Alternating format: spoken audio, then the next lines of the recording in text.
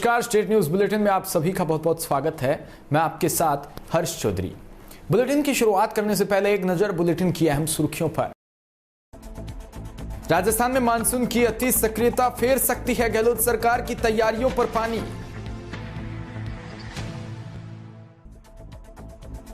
शाहजहांपुर के खेड़ा बॉर्डर पर जाने की तैयारियों में किसान, तूफानी रफ्तार से गांव-गांव में किया जा रहा है जनसंपर्क। पट्टा बस्ती थाना पुलिस को मिली बड़ी कामयाबी, मंदिर में चोरी की वारदात करने वाला आरोपी गिरफ्तार।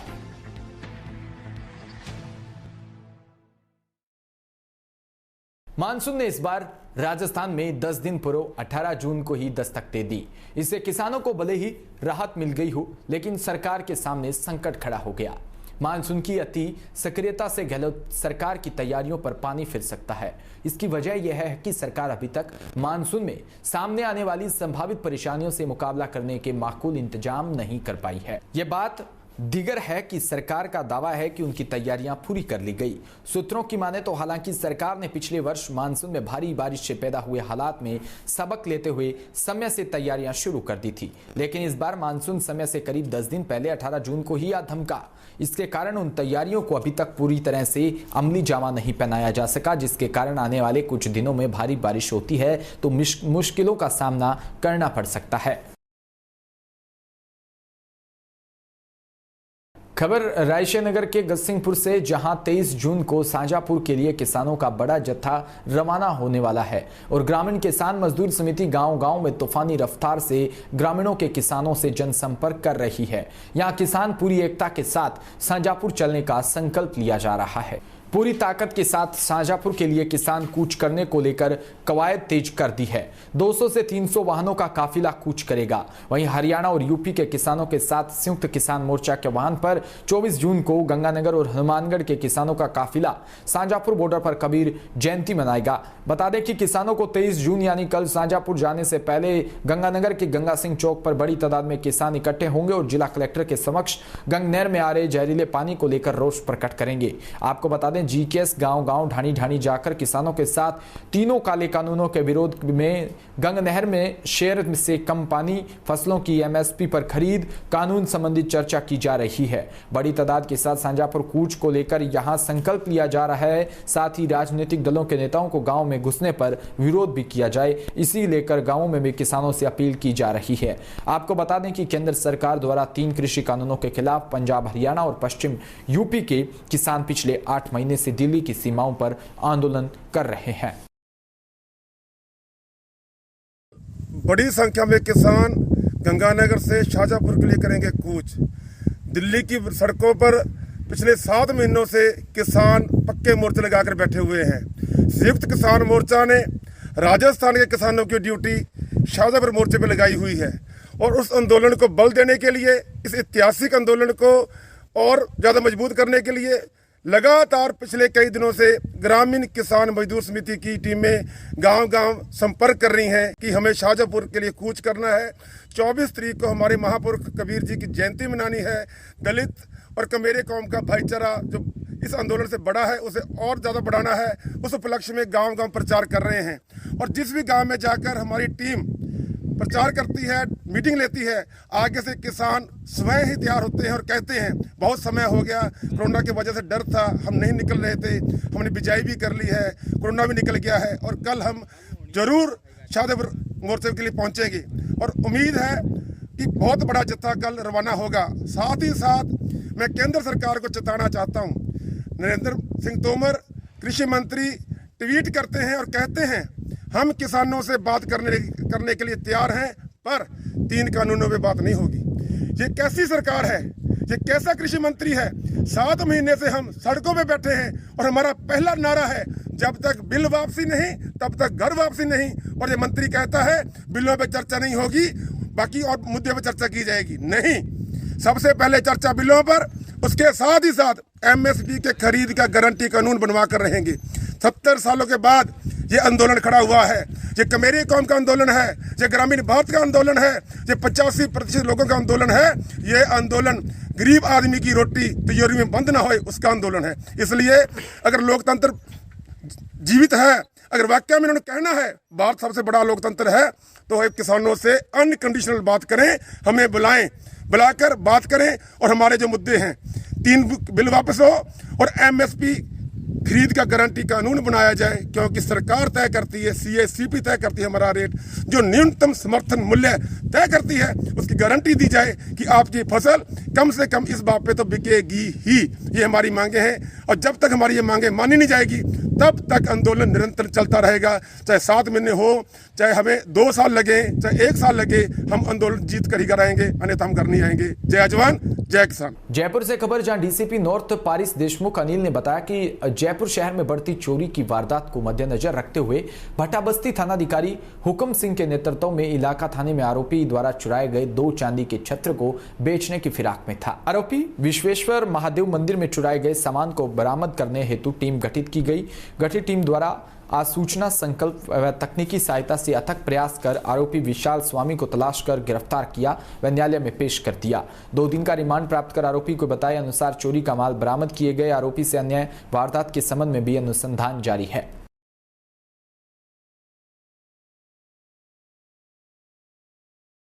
तो वहीं राजधानी जयपुर के चोमू कस्बे में एसडीएम उपेंद्र शर्मा ने सघन वृक्षारोपण अभियान के तहत एक सराहनीय पहल शुरू की है।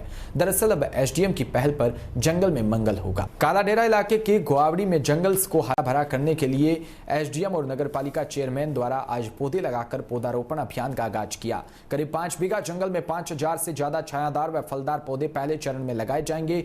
आज के 101 पौधे लगाकर अभियान का आगाज शुरू किया गया है। जंगल में लगाए गए इन पौधों के संरक्षण की जिम्मेदारी नगरपालिका प्रशासन को दी है। उपेंद्र शर्मा ने कहा कि राज्य सरकार के निर्देशन पर सघन वृक्षारोपण अभियान के तहत पौधारोपण कार्यक्रम रखा गया है।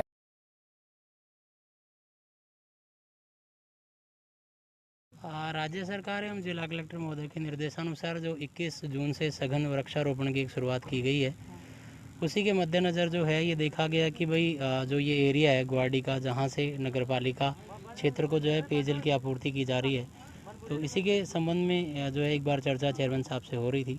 तो नगरपालिका चेयरमैन साहब ने कहा कि अपन इस जो है क्षेत्र को एक हरित क्षेत्र के रूप में विकसित कर सकते हैं। तो कुछ समय पहले जब इस क्षेत्र का दौरा किया गया तो देखा गया कि यहाँ पर सिर्फ विलायती बबूल है, तो उन सबको हटाकर और जो है छायादार एवं फलदार वृक्षों को लगाया जा सकता है, जिससे न केवल इस क्षेत्र में हरियाली का विस्तार होगा परंतु साथ ही इस क्षेत्र का और आसपास के क्षेत्रों का जल स्तर भी बढ़ेगा। बस इसी को ध्यान में रखते हुए इसकी शुरुआत की गई है। कितनी जगह टोट रही है? लगभग जो है वो 22 हेक्टेयर ज़मीन है। तो कहीं का अतिक्रमण तो नहीं है ना? नहीं, इसमें किसी प्रकार का कोई अतिक्रमण वर्तमान में नहीं है। यानी ये आगे जारी रहेगा या अनवरत? जी बिल्कुल, हम ये प्रयास करेंगे कि इस पूरे 22 हेक्टेयर के जो क्षेत्र है, इस पूरे क्षेत्र को जो है हरित क्षेत्र के रूप में विकसित किया जाएगा। Thank you sir. भीलवाड़ा से खबर, जहां आसींद विधायक जबर सिंह सांखला ने आसींद होरडा विधानसभा क्षेत्र के आसींद की दड़ावत पंचायत मुख्यालय सहित हताना गांव का दौरा कर ग्रामीणों की समस्याएं सुनी। ग्रामीणों ने राजकीय प्राथमिक विद्यालय परिसर के बरामदे व स्कूल की 4 दीवारी के पास विश्राम शांति गृह की 4 दीवारी व हताना से गंगाराम जी का खेड़ा रेवेन्यू विलेज में डीएमएफटी फंड के माध्यम से एक सड़क निर्माण की मांग रखी। इस पर विधायक सांखला ने स्कूल परिसर की 4 दीवारी और विश्राम शांति गृह की 4 दीवारी बनवाने के लिए घोषणा भी की है। वहीं प्रधानाध्यापक आरिफ मोहम्मद डायर ने स्कूल दरवाजे तक सड़क मार्ग बनवाने के लिए पंचायत सरपंच पानी देवी और निम्बाराम गुजर से मांग की। वहीं सरपंच गुजर ने स्कूल में शीघ्र ही नरेगा के माध्यम से सड़क मार्ग बनवाने के लिए आश्वासन भी दिया है। भीलवाड़ा के बनेड़ा थाना क्षेत्र के मेघरास गांव पंचायत के थलियों का खेड़ा में रहने वाले एक युवक ने गांव की महिलाओं व युवतियों से छेड़खानी की। घटना से तंग आकर ग्रामीणों ने एक मनचले युवक को रविवार की रात बंधक बनाकर उसे जूते चप्पलों की माला पहनाकर गांव में घुमाया। यह घटना बनेड़ा थाना क्षेत्र के मेघरास ग्राम पंचायत के थलियों का खेड़ा में हुई है। ग्रामीणों ने बताया कि थलियों का खेड़ा निवासी सेंटू फकीर महिलाओं व लड़कियों के साथ पोरों में भी छेड़खानी की है। रविवार की रात गांव की एक महिला के घर में घुसकर उसके साथ छेड़खानी करने का प्रयास किया। महिला के शोर मचाने पर ग्रामीण वहां पहुंच गए और उसे बंधक बना लिया। उसके बाद गांव की महिलाओं व पुरुषों ने मनचले युवक को जूते व चप्पलों का हार पहनाकर गांव में घुमाया। वहीं युवक पर महिला ने एक टूटी हुई मटकी से अपना टॉयलेट करके युवक के सर पर डाला। ग्रामीणों ने बताया कि युवक गांव की महिलाओं व लड़कियों के साथ पहले भी कई बार छेड़खानी की थी और घटनाओं को अंजाम दे चुका है। वहीं ग्रामीणों ने देर रात मीटिंग करके युवक व उसकी पत्नी व बच्चों सहित 12 साल के लिए गांव से बाहर निकाल दिया। वहीं इतनी बड़ी घटना होने के बाद बनेड़ा थाना पुलिस को इसकी भनक तक नहीं लगी। वहीं इस संबंध में बनेड़ा थाना में किसी ने रिपोर्ट दर्ज नहीं करवाई। वहीं इस पूरे घटनाक्रम की किसी ने मोबाइल से वीडियो बना ली और सोमवार को सोशल मीडिया पर वायरल कर दी। उसके बाद यह घटना सामने आई। वहीं मेघराम सरपंच सामर सेन ने कल से बाहर आया हूं, इस बारे में अभी मेरे को जानकारी नहीं, गांव जाने पर जानकारी लेकर बताता हूं पूरा मामला क्या है। वहीं थानाधिकारी नंदलाल रणवा एस ने कहा कि ऐसा कोई मामला थाने में नहीं आया, इस संबंध में थाने में कोई रिपोर्ट दर्ज नहीं हुई। संग्रिया से खबर, जहां स्थानीय SKM पब्लिक स्कूल ग्रामोत्थान विद्यापीठ संग्रिया में विद्यालय के इको क्लब द्वारा विश्व योग दिवस पर विद्यालय के स्टाफ व छात्रों के द्वारा ऑनलाइन माध्यम से प्रशिक्षण प्रदान किया गया।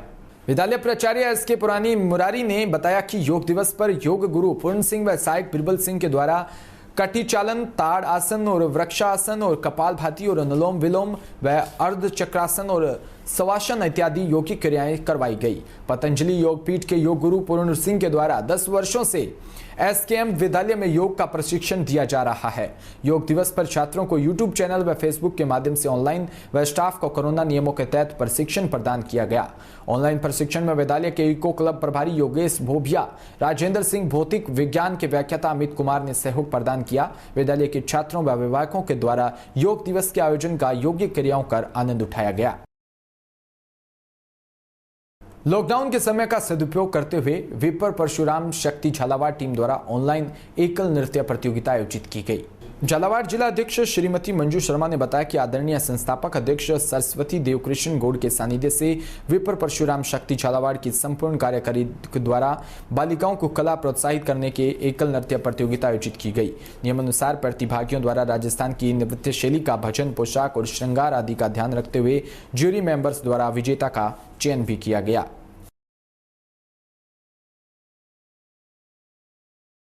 तो वहीं संग्रिया में विश्व योग दिवस के अवसर पर आज भारत विकास परिषद ने नेहरू पार्क में योग दिवस मनाया।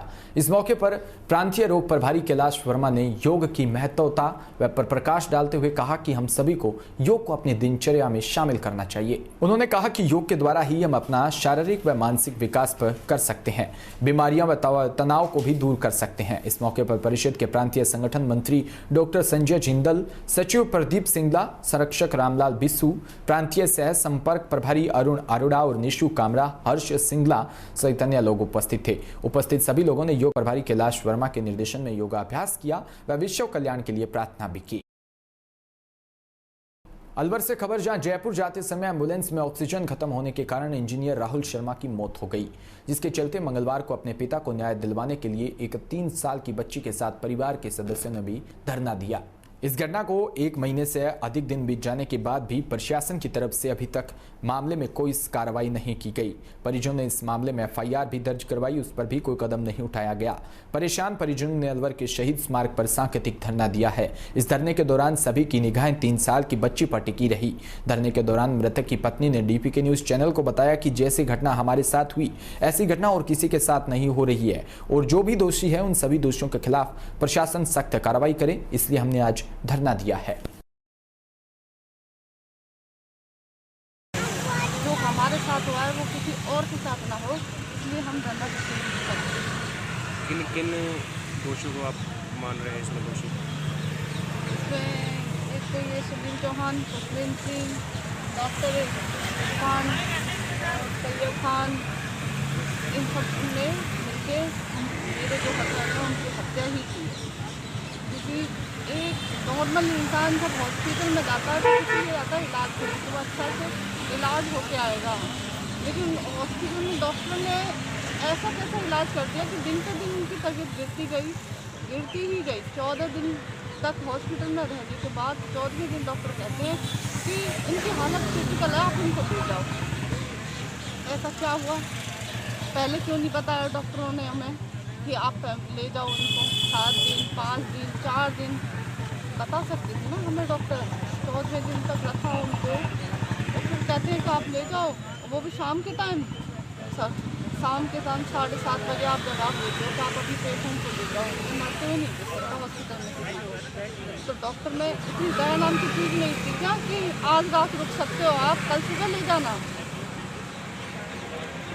तो इसमें ये आप जो ऑक्सीजन के जो 2 सिलेंडर थे वो 2 समय ख़त्म हो गए थे, जबकि बताया जा रहा है कि दोनों सिलेंडर फुल हैं, इसमें क्या कहना है? हमें जब ये वेंटिलेटर वाली एम्बुलेंस दी गई थी तो पूछा भी था हमारे पापा ने कि सिलेंडर फुल है कि नहीं, तो उन्होंने बोला था हाँ सिलेंडर फुल है, और इन सिलेंडरों में इतनी गैस है कि पेशेंट जयपुर से वापस भी आ सकता है, लेकिन दोनों ही सिलेंडर खाली। आपका नाम? तो इसी के साथ इस बुलेटिन में इतना ही, और खबरों के लिए आप बने रहें हमारे साथ और देखते रहें DPK न्यूज़। नमस्कार।